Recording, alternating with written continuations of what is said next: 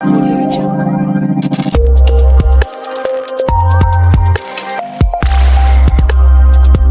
Maharashtra Trilok news चॅनलला subscribe करा आणि बेल आयकॉन अवश्य दाबा।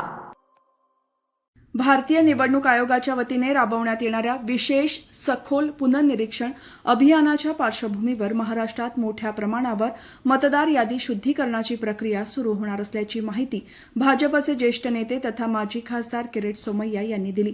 पनवेल येथे प्रसार माध्यमांशी बोलताना त्यांनी या मोहिमेचा उद्देश मतदार यादी अधिक अचूक, पारदर्शक आणि अद्ययावत करणे हा असल्याचे स्पष्ट केले।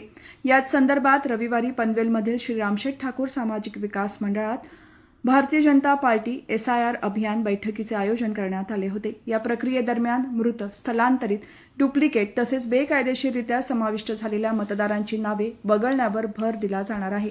पश्चिम बंगालमध्ये सुमारे 90 लाख बांगलादेशी घुसखोरांची नावे यादीतून वगळण्यात आल्याचा दावा करत महाराष्ट्रातही सुमारे 50 लाख बेकायदेशीर बांगलादेशींची नावे वगळण्याची मागणी निवडणूक आयोगाकडे केली जाणार असल्याची किरीट सोमय्या यांनी सांगितले। यावेळी आमदार प्रशांत ठाकूर, जिल्हाध्यक्ष अविनाश कोळी, ज्येष्ठ नेते अरुण शेठ भगत, पनवेल महापालिकेचे माजी सभागृह नेते तथा नगरसेवक 188, पनवेल विधानसभा BLA 1 विधानसभा प्रमुख परेश ठाकूर, पनवेल महापौर नितीन पाटील, माजी विरोधी पक्षनेते प्रीतम म्हात्रे, सभागृह नेते ॲडव्होकेट प्रकाश बेनेदार यांच्यासह अनेक पदाधिकारी उपस्थित होते।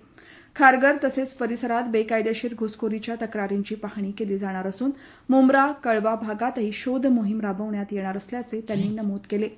20 एप्रिलपासून राज्यात SIR मोहिमेला प्रारंभ होणार असून भारतीय जनता पक्षाने यासाठी व्यापक तयारी सुरू केली आहे।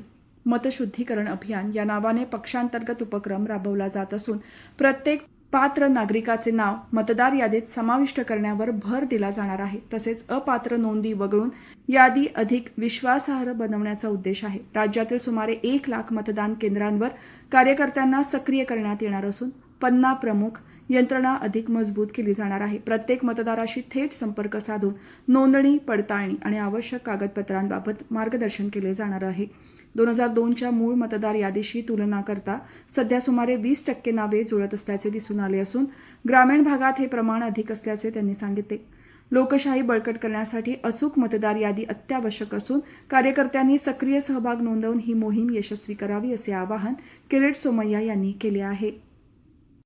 पनवेल मतदार ही महाराष्ट्रातली एक सगळ्यात मोठी विधानसभा झालेली आहे, पण त्यात 2010 नंतर जे हजारो असे मतदार यांची नावं दिसत आहे की ज्यांचं मूळ काय आहे हे शोधायचं काम या SIR दरम्यान होणार आहे।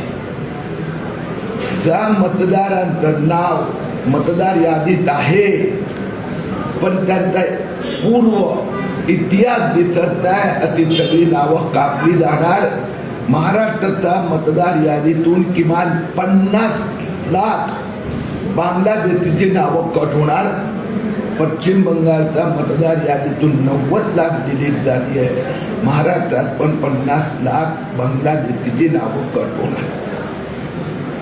आम्ही पुढच्या आठवड्यात जे खारघरच्या आसपास असे हजारो बेकायदेशीर घुसखोर आलेले आहेत त्याची पाहणी करायला मी आणि आमदार प्रशांत ठाकूर जाणार आहोत। पनवेल विधानसभेत खारघर असो, तळोदा असो, मुंब्रा, कळवा असो, या सगळ्या ठिकाणी हजारो बांगलादेशी आहे, त्याचे शोध घ्यायचं काम आम्ही सुरू केलं आहे। आम्ही 2 गोष्टी झालेल्या आहेत। आपल्याला माहिती आहे की पनवेलच्या एका गावात जवळजवळ 26 बोगस जन्म नोंदी झालेल्या आहेत। ते या SIR साठीच आहे। बोगस जन्म प्रमाणपत्र वापरायचं देवेंद्र फडणवीस यांनी यासाठी विशेष सूचना दिल्या आहेत। आता सगळ्या ज्यांनी बोगस पुरावे या SIR मध्ये जो देणार तो 3 वर्षासाठी जेल जाणार। आज आम्ही सांगितलंय की एक जसं पश्चिम बंगालमध्ये 90 लाख डिलीट झाले, 28 लाख जे चॅलेंज केलं होतं ममता बॅनर्जींनी, ते एकही व्यक्ती त्यांचे वडील इथे जन्माला आले होते त्यांचं मतदार कोणी देऊ शकले नाही कागद, तेच काम पनवेल विधानसभेत आपण शोधायचे आहे. एक बांगलादेशींचं नाव मतदार यादीतून कापण्याचं काम म्हणजे SIR.